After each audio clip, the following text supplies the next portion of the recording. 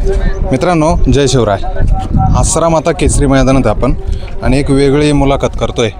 तर मुलाखत अशी आहे की देवाला सोडलेला बैल, ज्याला आपण वळू म्हणतो आणि काही काही साणं म्हणतात, तर असे त्याला वेगवेगळ्या पद्धतीने लोक म्हणतात. तर तशाच पद्धतीचा एक बैल आहे वळू, शंभू.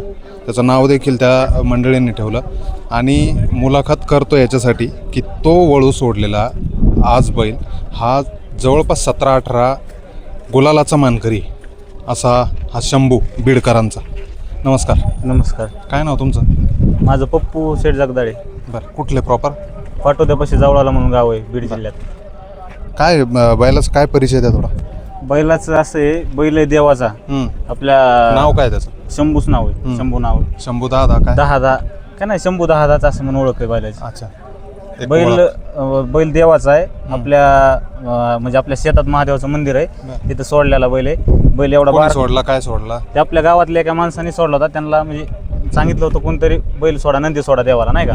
ते तिथं सोडलेला बैल आहे. मग ते बैल असा मोकळा होता, बारकं वासरू होतं एवढं. त्यांनी म्हणजे एवढं म्हणजे लय बारकं वासरू होतं आणि ते एक 2-3 महिने मोकळं राहिलं. मग नंतर जास्त ताप तिथं लोकांना द्यायला लागल्यामुळं लोकांनी ठरवलं की ह्याला इकून टाकायचं. नाही सोडला त्या मंदिरात? 2 वर्ष झालं. 2 वर्ष. बरं. नंतर मग लोकांनी ठरवलं आमच्या तिथल्या की इकून टाकायचा बैल. मग विकून टाकायचं ठरवलं तर मग मी त्यांना म्हणलं, मी लोकांनी ठरवलं. हा, गावातल्या लोकांनी. ते ताप द्यायला लागला, माणसाला पण मारायला लागला, बैला जनावराला मारायला लागला. मग सगळ्यांनी ठरवलं इकून टाकायचं आणि ते पैसे मंदिराला वापरायचे, नाही का? तर मग मी त्यांना म्हणलं की विकायचं काय नकोय, मी हाय असं सांभाळतो बैल. मग मला लोक म्हणले की तुम्हाला आवताला त्याला हाणायला जमणार नाही, नाही का? शेतात काम करायला बैल चालणार नाही. तर मग बैल असा लोक मारायचे, त्याच्यामुळं बैल पळायचा इकडे तिकडे, नाही का? त्याला पळायची सवय लागली होती थोडीफार. मग आम्ही काय केलं, म्हणलं आता रानात शेतात तर हाणाय जमत नाही, तर मग आपण काय म्हणलं, एक फेरा काढून बघितला बैलाचा.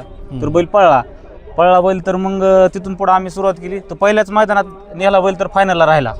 पारगावला, बीड जिल्ह्यात पहिलं मैदान झालं पारगावचं, सिरस पारगाव. त्याच्या अगोदर सराव वगैरे त्याला काही? सराव वगैरे फेरं आधी काढले, एक दुसरं वासरू आणलं एक, त्या वासरासोबत फेरं काढत होतं. तर फेरं काढत असताना हे म्हणजे ते वासरू नवीन होतं, त्यामुळे हे त्याला ओढून न्यायचं कुठं पण.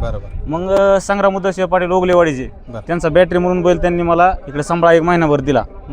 त्या बैलासोबत हे पारगावच्या मैदानाला पहिलं मैदानात पळला, तिथं फायनलला राहिला. कडनं शिमी काढून फायनलला राहिला होता. पण विषय असा झाला की वासराने एक दात पाडला होता. मग ते एक दात पाडल्यामुळे आमच्या ऑब्जेक्शन घेतलं. तुम्ही ज्यावेळेस पळाला तेव्हा आदत होता? नाही, आदत, हा, फेर आदत मध्ये काढले, पण पहिल्या मैदानातच एक दात पाडला होता, नाही का? ते आमच्या लक्षात आलं नाही. मग आम्ही आदतलाच पळवला बैल. मग कडनी पळून सेमी काढला, कट काढून सेमी काढला होता कडनी पळून. तर तिथं ते आमचं ऑब्जेक्शन घेऊन मग आम्हाला फायनलला पळायचा चान्स भेटला नाही. मग तिथून त्याच्यानंतर मग बैल पळतोय म्हणलं, मग बैल चालू केला पळवायला. आणि गुलाल झाले त्याच्यानंतर? ह्याच्या आतापर्यंत 50 गुलाल झाले. आणि नंबर किती राहिले? 1 नंबरचा मानकरी? 1 नंबर 15 तरी असतील 1 नंबर. मग तुम्ही ज्यावेळेस गावकऱ्यांना सांगून, गावातल्या लोकांना सांगून ज्यावेळेस बैल पळवायला काढला, तर मग कशी संमती घेतली की बैल पळवायचा, हा तुमच्या नावावरती पळवायचा किंवा कसं? नाही, म्हणजे असं सगळे जमले होते. याला गिरायक आलं तर विकायला. तर मग ते विकायला गिरायक आलं, तर मग मी त्यांना म्हणलं विकू काय नका, देवाचा बैल आपल्या इथं राहील. तर मी सांभाळतो म्हणलं याला, नाही का? मी सांभाळून ते तयार केला. मग ते लोक म्हणजे माणसाने सगळे आता हे लाईव्ह आहे का, अख्ख्या गावातले माणसं बघतील बैल कितव्या गटात आहे काय. सकाळ धरून फोन, आता मोबाईल स्विच ऑफ झाला, फोन येऊ एवढे लोक सगळ्या अख्ख्या गावातल्या लोकांना आवड आहे ह्याची. आणि सगळे गावातले आपले गावचा बैल, गावची शान म्हणून मानतात बैलाला. किती बैल आहे गावात? बैल एकच आहे. दुसरे एक आदत वासरू घरचं तयार, ते बी घरच्याच गायचंय. ते पण त्याच्यावर 5-6 गुलाल आहे आदतला. ते एक वासरू घरचंच माझं आणि हे बैल, बाकी नाही. पण मित्रांनो, बैल वळू म्हणून सोडलेला म्हणजे साक्षात तो देवाचा अवतारच म्हणावं लागेल. आणि आज कुठंतरी इतके मैदान त्या ठिकाणी गुलाल राहतोय, 1 नंबर करतोय. कुठंतरी तुमचंही नशीब म्हणावं लागेल, गावाचं नशीब, की त्याला वळू म्हणून सोडलेला आज कुठेतरी तो नाव करतोय. खूप नाव केलंय सातारा भागात, तिकडे आता प्रत्येक भागात ओळख येतात बैलाला. पण मला पण त्या बैलाची पहिल्यांदा एक 10-15 मैदान आम्ही हाय असा पळवला. देवाचं नाव शंभू महादेव प्रसन्न जावळाला गावाचं नाव आहे. हे नाव आम्ही बैल पळत होतो. पण ते विषय काय झाला, पायऱ्याला थोडी अडचणी यायला लागली, नाही का? नाव नंतर मग ते शंभू महादेव प्रसन्न जावळाला, आणि नंतर शंभू दहादा ग्रुप जावळाला, आणि नंतर माझं मी खाली नाव आता टाकतोय. म्हणजे काय होतंय, नाव असं पायऱ्यासाठी फोन बिन येतात, असा विषय. कुठल्या कुठल्या क्षेत्रात पळाला म्हणजे 3 फेऱ्याच्याच की बाकी बिनजोड असेल किंवा 3 शंकरपट फेऱ्यातच असेल? पळाला. बिनजोड वगैरे काय आपल्या भागात चालत हा. नाही. तिकडं पण सातारा भागात पण राहिला तर 3 फेऱ्यातच पळला हम्म. आणि इथं पण 3 फेऱ्यातच पळाला.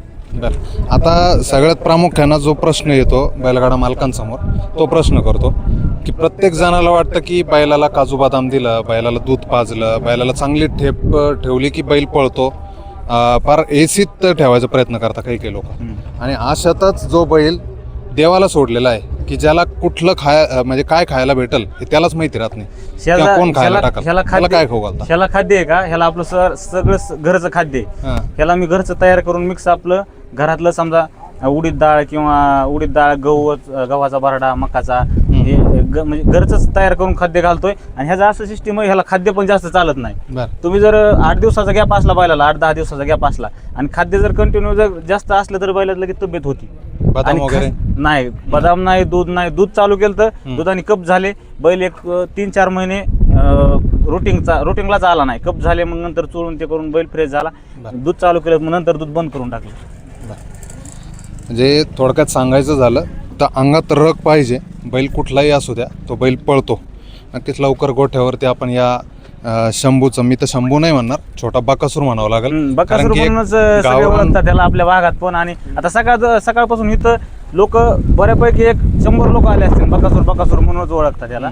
आणि तुम्ही येऊन आपल्या इथं मुलाखत द्या, आपल्या मंदिर पण ते सगळं दाखवतो तुम्हाला. त्याचं म्हणजे कुठं वावरलाय, काय केलंय, सगळी हिस्ट्री. ते लय मोठी हिस्ट्री, आता लय मोठा नक्कीच एक चांगला पळणारा बैल कुठेतरी. आणि शंभू नाव करतोय, गावाचं नाव करतोय, गावाच्या नावासाठी कुठेतरी पळतोय. महाराष्ट्रभर एक वेगळी ओळख निर्माण केलेली, वळू सोडलेला बैल कुठेतरी गुलालात राहतोय, हे महत्त्वाचं आहे. धन्यवाद.